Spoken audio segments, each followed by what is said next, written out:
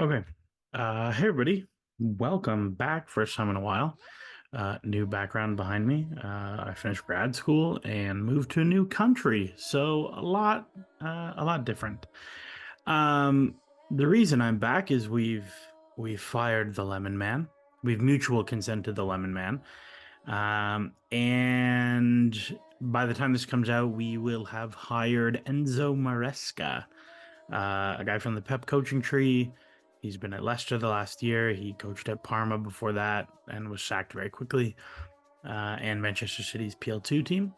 And I don't know anything about him, so you're gonna watch me learn about who he is, what he's like through data and through video. And then we'll see what we think. So let's get into it. So going straight into it, there's a couple things on the data that are interesting to me. So the first is that he has exceptionally high non-penalty XG per shot. Leicester had an exceptionally high non-penalty XG per shot. The attacking metrics are quite good, like very high non-penalty XG, very high possession, which possession on its own doesn't really matter, but they're clearly creating lots of high quality chances with it. The shot volume is okay, but not amazing. Low crosses as a percentage of box entries is a good thing. It means you're getting into the box without having to cross all the time. They're not a very dribbly team, which is interesting because Chelsea are a reasonably dribbly team and they have lots of players to dribble. Leicester didn't really. The only 1v1 threat they really had was Fatawu, the winger on loan from Sporting. Chelsea are not that. Chelsea is abundant with 1v1 threats out wide. So I'm curious if this is a choice or a talent driven thing. Offsides is an inverted stat. So being out here means you have few offsides. This is a bad thing for me. I would much rather have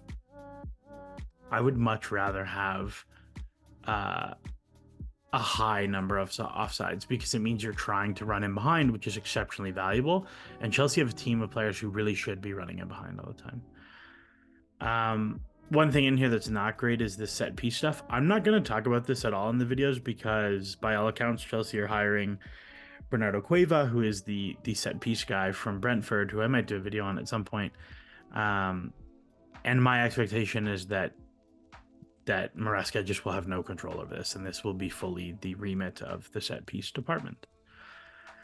If we look at the rolling non-penalty expected goal difference, this is normalized for opposition quality. What that means is effectively we look at if you're playing Blackburn, and Blackburn have an average expected goal difference of 0.2 per game, and you beat them by 1, then you have a expected goal difference of 1.2 in that match. So what we see is this: they're really good. They are exceptional from a non-penalty expected goal difference standpoint. If we go back, the defensive metrics, they don't concede a lot of shots. The quality of shots they concede is below average, right? If we think the average shot is about 0.1, a little bit less than 0.1 when you take out penalties, this is very good for only conceding 10.6 shots a game. So the defensive side of things, very good. The gray line here. These are really low numbers. That's very positive. They conceded the least amount of XG in the championship last year. Chelsea defensively were a mess this season. Things were some of that is personnel driven, but a lot of that was some of the tactical choices the team was making in terms of trying to make games chaotic, which does not bode well for long-term defensive metrics. The other thing that's interesting is that you have these two periods here. You've got one in the fall, just before December, and you've got one in January, February, where the metrics take a real dip. And they're still a positive expected goal difference team. And these are 5-game rolling samples, but they really take a dip from an overall quality standpoint. And so I'd be curious to see what happened in here. Is there injuries? Is there fixture congestion? Like, I know the end of January with all the cup games is a lot going on, and the beginning of December is the same. So maybe it's a fixture congestion thing. but I'd be very curious to know what happens in these two dips here. Some other stuff that we already saw on the wheels. They take a lot of shots, but not a ton of shots. The big thing for them is that they have really, really high non-penalty expected goals per shot. They take the highest quality. A little bit of finishing luck, but nothing crazy. +3 to me is basically 0. Not anything I would worry about, and it's +1 when you're looking at non-penalty. Not really anything I would be too concerned about. Interestingly, Ipswich show up as a very high goals minus expected goals team. Probably going to see some rebound on that next year.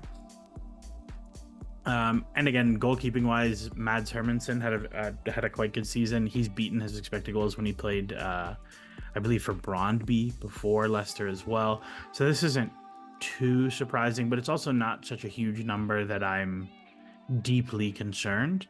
And they got a little bit unlucky with the opponent finishing in that they had they gave up about 41 expected goals. They got opponents put about 46 post-shot expected goals on target.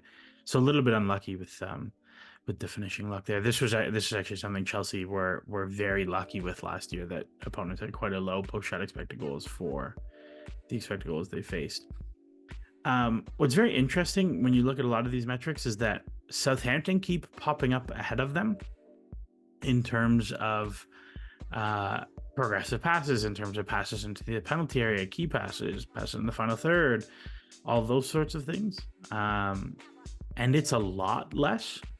And one of the things that's really interesting, if we go back, is that Leicester actually have a very high proportion of shots from the counterattack for a team that is so possession heavy.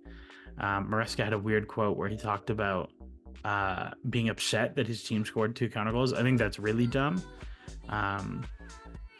One of the really beneficial things when you're a heavy possession team is having the other gear of being a very good transition team. If you think about Liverpool and Man City, who have been probably the 2 best teams in the world for the past, 6, 7, 8 years, Liverpool added a settled possession game to a team that was unbelievable in transition and immediately became a 95-point team. Man City, the best version of the City teams, were teams that were very, very excellent in possession and added a transition game. Adding Sane, if you think about like the electric team with like Sane on one wing and Foden as a winger, added a lot in transition. They add Haaland now, and like Haaland is an animal in transition. So I think if he is able to retain that, I think that's actually very useful for a team that is predominantly possession based. I do have a couple red flags, and they mostly go in like 2 directions. The first is Leicester had 13 penalties last year. That is a ridiculous amount of penalties. It was by far the most in the Championship. It would be by far the most in the Premier League. I think the most in the Premier League was like 10 or 11, with us getting 11, I believe. And that doesn't happen. It is very, very rare. And there's the analytical literature on penalties is very lined up with it's mostly random luck. And if you take this team and you give them, say, 5 penalties, so they lose about 6 expected goals. So because 8 penalties is about 6 expected goals. These attacking metrics are a lot less fun. Like if you had them down at 74, for example, so you take them from 80 to 74, they now look like Ipswich, a slightly better Ipswich with drastically more talent. Sorry, you take them from 84 to 78. They look like a slightly better Ipswich. So, that's not great. The other is this subs thing. Leicester had by far the lowest percentage of their total minutes played by subs. It was 6%. Their subs were playing on average 18 minutes. They made the 3rd fewest subs in the entire league. That's really bad. Leicester had only 16 players play more than 10 90s, and this is in a league where you play 46 matches. That is not going to fly at Chelsea. Chelsea have a big squad, but they also have a quite deep squad. There's a lot of talent. and there's a lot of players. Um, and if you think about the squad that Chelsea are probably running into next season with, you're looking at Enzo, Caicedo, Gallagher, Andre Santos, Ugochukwu, Romeo Lavia, and that's just midfielders. And okay, some of those guys are probably not going to be there. Cesare Cassidy, some of those guys are probably not going to be there, but you're not going to be able to run four midfielders the whole season. You're going to have to play guys, especially with Conference League, especially with the Cups. So this is very alarming to me. But that's my initial database impressions. I want to watch some videos, so we'll dig into some video now, and then we'll see what we think overall. Okay, so let's jump into the video. I watched a few Leicester games. So I watched Southampton, I watched Leeds, I watched Ipswich. So against the top teams, and I watched Southampton where they beat them 5-0. I watched the Leeds match where they lost, and the Ipswich match where they drew. And Leicester were okay in these games. Their expected goal differences were all even or better. But there's some things I like, and there's some things I think translate really well to Chelsea, and there's some things I don't love. So let's just get into it. The best place to start is with the build-up stuff. So, Maresca has been portrayed as this like dogmatic 3-2-5 build-up guy, and that's not really true. That's not really true. He is actually quite adaptable in his build-ups. You'll see in this Southampton game, he builds up 2-4 with the goalkeeper as part of the two. So center back, goalkeeper. Wout Faes is the other, who's the right center back, is out to right back. Pereira is in as one of the sixes. Winks is the other six, and I think this is Thomas or James Justin as the left back. And then you've got the 2 10s skewed ahead of him, but they went like this. Southampton defend 4-2-3-1. And what we see a lot in this game is, like, for a team that is supposed to be very dogmatic about building and playing through the thirds, they basically try and draw the front 5 or 6 players as far forward as they can, get 5 on the last line, and smash long balls in behind. And that's basically what happens. So you end up with one of the 6s in the 4-2-3-1 steps. The other one is tight because there's numbers forward. So you've got 6 players drawn high, and Leicester only have 5 players deep. So that means you are +1 further up the field. And what happens? Hermansen smashes a long ball, and 1-2-3-4-5 or 1-2-3-4-V4. And we see this a lot in this game, where they're building 2-4, goalkeeper plus center back, and then they end up playing a long ball once they've drawn the numbers forward. And this is actually, like, we've seen this a lot with Pep and Arteta this year when they've played each other or when they've played Brighton. It's really about, like, how few numbers can you bring deep while bringing the most opposition numbers forward so you can play long. So that's an interesting wrinkle that I wasn't expecting. This clip shows one of the few times against Southampton that they've actually tried to play through. There's, like, not a lot going on there, and they're kind of silly about it. Fatawu was offside on that one. But yeah, like, some of this is just talent. Like, Vestergaard and Wout Faes are not the passers that any of Chelsea's center backs are. Even Disasi, who's probably the worst in possession, is a much better passer than either of these two. And same with the 6s and the fullbacks. Like, it's just not the same level of in possession talent that Chelsea have. This is the Leeds game. So the Leeds game, they build a 3 with the goalkeeper and the 2 center backs as a 3. Hermansen gets very involved. And then it's like 3-2, but with these 2, and then the fullbacks are a little bit higher. And it goes very poorly in this one. They are really, really unable to get anything in the next line without drawing any Leeds players forward. Leeds do a really good job of not letting them play around, and they end up forcing Hermanson into playing a risky pass between lines. They win it, and they end up getting a reasonably high quality shot out of it.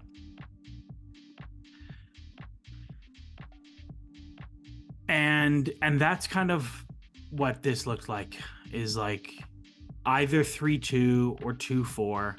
Here's one that they actually play through, and it ends up looking pretty good. The players are fairly flexible and adaptable in what they're supposed to do, and you end up in these situations a lot. You suck the players forward, and then you get the numbers to break the other way. This is something I would really like to see more of at Chelsea, where you can imagine the situation where like they've not brought that many players deep, and you've left Jackson, Palmer, Mudryk, and Nkunku, or whoever you want, like with space to receive, turn, and go at pace. That I think is really, really appealing in the build-up stuff.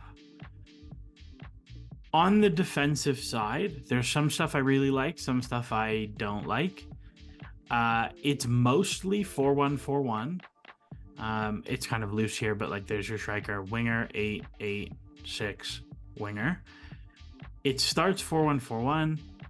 One of your 8s will step out to engage the center backs. It is almost always Dewsbury Hall in this game. And when he steps out, Winks is following very man-to-man. And it's kind of 4-4-2. It gets very man-to-man in a way that is kind of uncomfortable. You can see here, like, just based on this one, this is a bit of a weird moment, but like, look where Vestergaard starts. Vestergaard is following a player all the way into midfield, and they're 3v3 at half. Which, like, okay, it happens. Like, and I think with Chelsea's center backs are tremendously athletically talented. They should lean into that. But there's times where it's a little bit nuts. There's the same thing again. 8 steps out, winger follows the fullback. Fullback jams the winger. It's all very matchy, very man-to-man. And the center backs are very much encouraged to follow people into midfield. And like, for example, this one is whatever, like they get away with it because there's not a ton of pressure, so he reads it fine. But you can imagine the situation where instead of the striker letting it run, flicks it around the corner to this player, and all of a sudden, like, this is a horrifying moment for your backline. Right, here's another example. This is Vestergaard pressing all the way, like past Winks, all the way into midfield. Very, very aggressive. And then here's Faze. So like, these are your 2 center backs. Here and here in a straight line vertically. Very unusual. This I'm a little bit uncomfortable with. This is like bordering on Bielsa level of man-to-man press. And we can't see where the 2 fullbacks are here, right? So like there's every chance that this happens and the 2 fullbacks are extremely narrow to manage, but I'm a little uncomfortable with that one. But they get a really good transition out of it, because Vestergaard comes and like maybe fouls him, but you get a really nice transition out of it. And their goal ends up being a similar moment where the wingers force in, which is another thing they consistently force in. Ball goes wide. They get played around, and probably a foul. Your center back goes crazy, and then you get an amazing transition, which results in a goal for you here.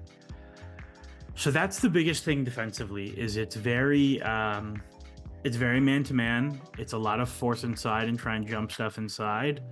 It's a lot of very aggressive center back play. Now, how does that bode for Chelsea is an interesting question. I think Chelsea could probably play in a way that requires their center backs to make more plays, which is a very American way to talk about it. But like,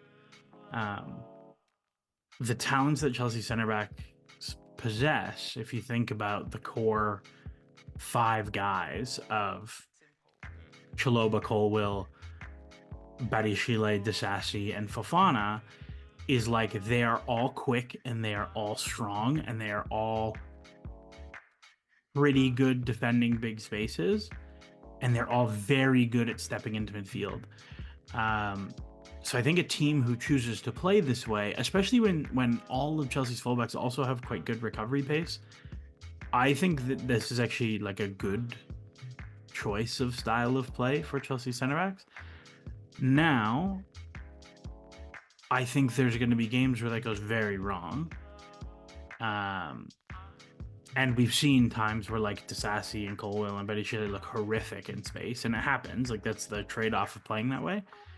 But I do think the risk reward for like 90% of the games is extremely worth it. Like finishing in the top 4 in the Premier League is much less about how do you do against the other top 4 teams and much more about just winning all the other games appropriately, right? Like there's 32 non-top 4 games, 28 non-top 6 games.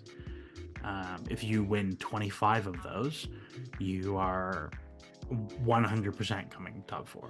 So, not the worst. The other thing is the kind of vague attacking ideas. I think Maresca has this he has this reputation of being like it comes from the Pep thing where like Pep's innovation in possession is really not about final third stuff. It's about all the other stuff. But the reputation boost comes with all the attacking ideas. And there's some stuff that's okay, like it becomes much more like traditional 3-2 once they get out of the initial build. Sometimes you end up with stuff like this where like you have your 3, you have your 6, you almost end up with like a diamond, or it's like 3-2-2, like almost a narrow 3-4-3. But they do a pretty good job of like getting players in the right spaces between lines. I was pretty impressed actually with Ndidi as an 8 in possession. I think is a really interesting idea. I think about like one of my big questions is how he's going to manage Caicedo and Enzo.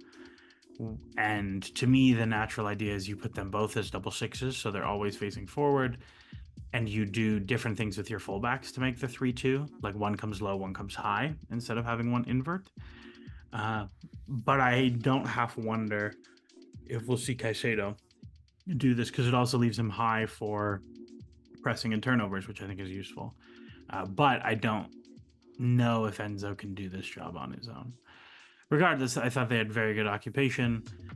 They do quite a good job of getting to the wingers into advantageous 1v1 positions, which is interesting because if we think back to the data, they weren't a very dribbly team. And they get into 1v1 positions versus fullbacks a lot for a team that's not a dribbly team. So I thought that was kind of interesting.